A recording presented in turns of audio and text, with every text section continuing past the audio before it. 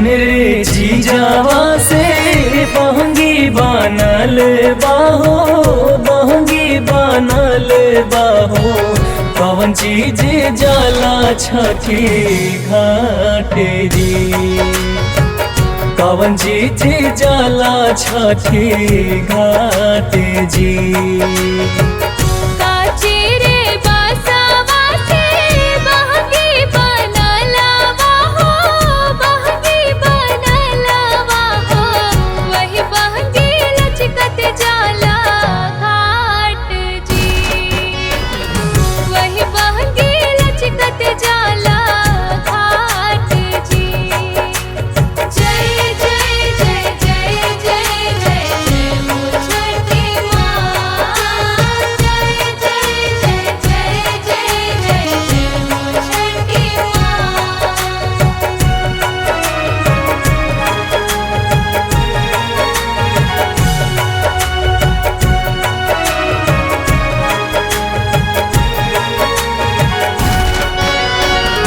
कवन सेविका कैसे जाले छठी माई के घाटिया हो, छठी माई के घाटिया हो।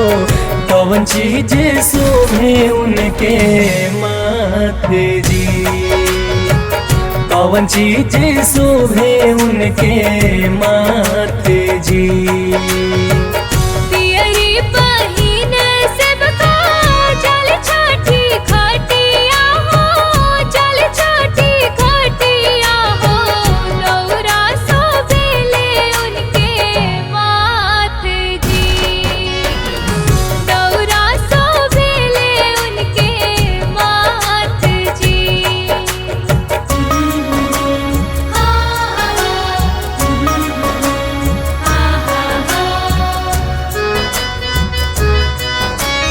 Music by M4 Studio.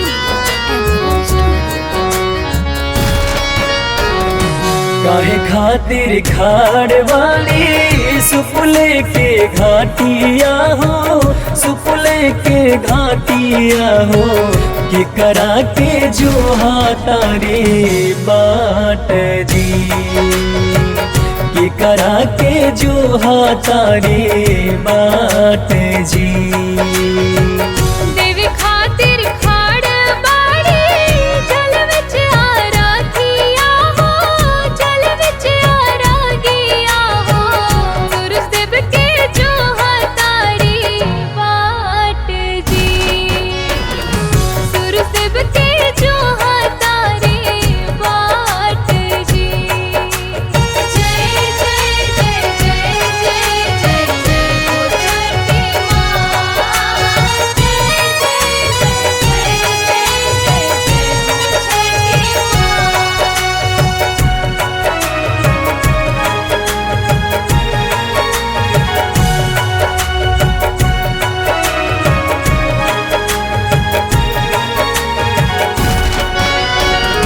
कवना दिशा से उगी है आदित्य गोसाइया हो, आदित्य गोसाइया हो।